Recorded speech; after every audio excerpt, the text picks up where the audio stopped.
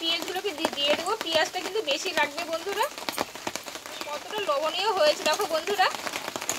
দেখো বন্ধুরা, ম্যাঙ্গো চাটটা কিন্তু পুরোপুরি আমার একদম তৈরি হয়ে গেল। আর সুন্দর একটা একদম গন্ধ বেরিয়েছে।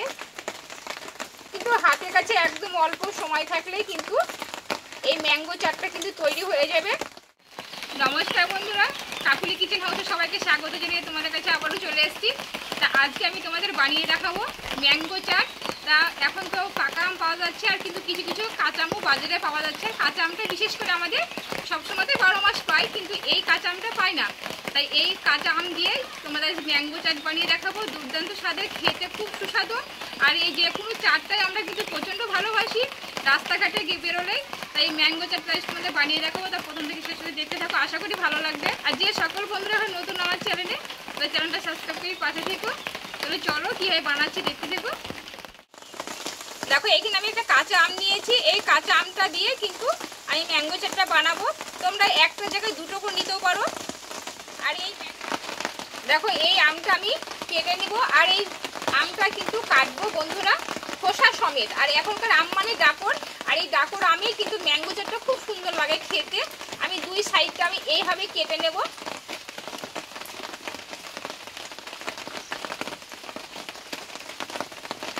দেখো আমি এইভাবে ছোট ছোট করে পিচ করে নেব।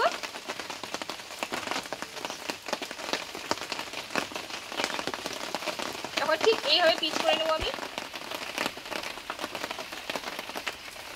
আর এতই সুস্বাদু বন্ধুরা খেতে, একবার বানিয়ে তোমরা যদি খাও কিন্তু এর স্বাদ একদম ভুলতে পারবে না। তোমরা স্টেপ বাই স্টেপ দেখতে থাকো কীভাবে বানাচ্ছি আমি। পুরো আমটা আমি দুই সাইড কেটে নেবো এইভাবে।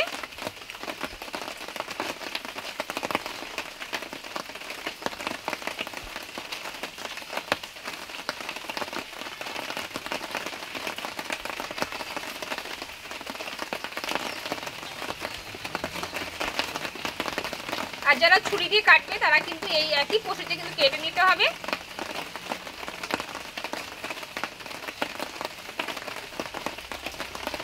দেখো আমের কিন্তু আমি এই সাইডটাও কেটে নেব। সম্পূর্ণ আমটাই আমি কিন্তু নিয়ে নেব।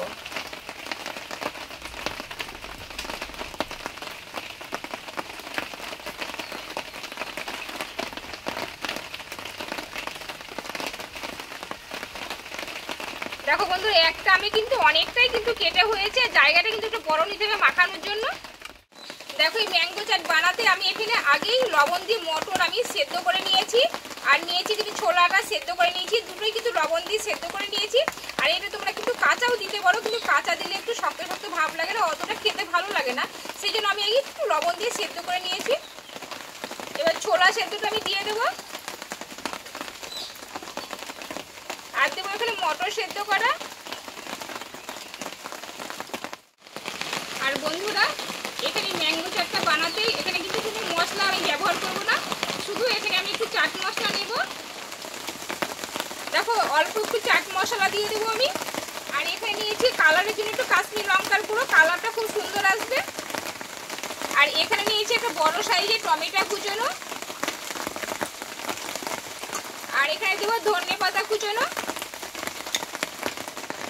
আর দেবো এখানে স্বাদ মতো লবণ। যেহেতু লবণটা আমি দিয়ে মানে মটর আর ছোলা সেদ্ধ করে নিয়েছিলাম, তাই লবণটা আমি অল্প করে দিলাম। আর এই স্বাদটা ব্যালেন্স রাখার জন্য দেবো আমি এখানে হাফ চামচ মতো চিনি। আর এখানে দেবো আমি 1 চামচ মতো সরষের তেল। আর এখানে দেবো অল্প একটু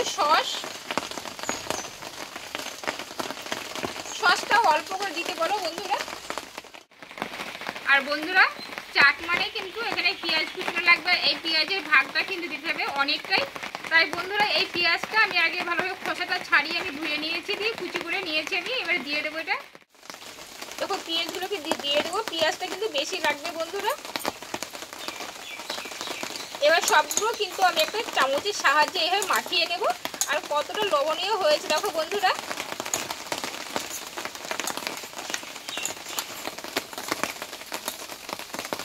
আমি কিন্তু এইটা একটা বাটিতে করে নিয়ে আমি মানে মাখিয়ে নিলাম। আর তোমরা কোনো কন্টেনারও কিন্তু নিতে পারো, কিন্তু ঢাকনাযুক্ত কৌটো নিতে পারো, কিন্তু এটা মাখানোর সুবিধা হবে। আর কত সুন্দর একটা গন্ধ বেরিয়েছে, কত সুন্দর লবণীয় হয়েছে।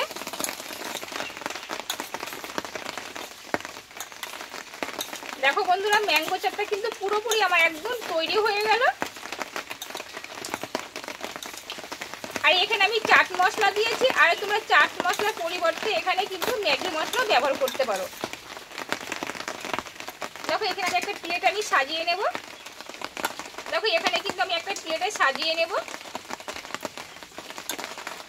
কত সুন্দর লাগছে দেখো দেখতে, আর সুন্দর একটা একদম গন্ধ বেরিয়েছে। কিন্তু হাতের কাছে একদম অল্প সময় থাকলেই কিন্তু এই ম্যাঙ্গো চাটটা কিন্তু তৈরি হয়ে যাবে। বন্ধুরা, এখানে কিন্তু ম্যাঙ্গো চাটটা পুরোপুরি তৈরি হয়ে গেল। আর এই ম্যাঙ্গো চাটটা বানিয়ে কিন্তু থাকতে পারছি না, তাই আমি তোমাদের খেয়ে দেখাবো একটু। দেখো আমগুলো কিন্তু খুব সুন্দর লাগছে দেখতে। আর এই আমেরই কিন্তু ম্যাঙ্গো চাট তৈরি করলে কিন্তু খুব অসাধারণ লাগে খেতে। আর যেহেতু ছোলা সেদ্ধ মটর সিদ্ধ আছে,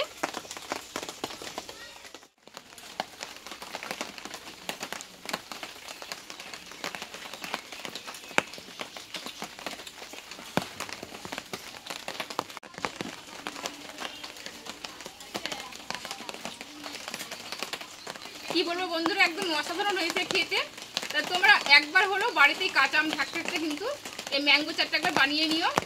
তো বন্ধুরা, ম্যাঙ্গো চাটটা একদম অসাধারণ হয়েছে খেতে। তা তোমরা বাড়িতেই কাঁচা আম থাকতে থাকতে কিন্তু বাড়িতে বানিয়ে নিতে পারো, অসাধারণ লাগবে খেতে। তা আমার ম্যাঙ্গো চাটের রেসিপিটা কেমন লেগেছে অবশ্যই কমেন্ট করে জানাবে। যদি ভালো লাগে একটা লাইক করে দিও, আর বন্ধুদের শেয়ার করে দিও। আর এইভাবে মানে নিত্য নতুন রেসিপিটা দেখতে থেকো। তোমাদের সঙ্গে আবার অন্য কোনো নতুন রেসিপিতে দেখা হচ্ছে। তোমরা ভালো থেকো, সুস্থ থেকো।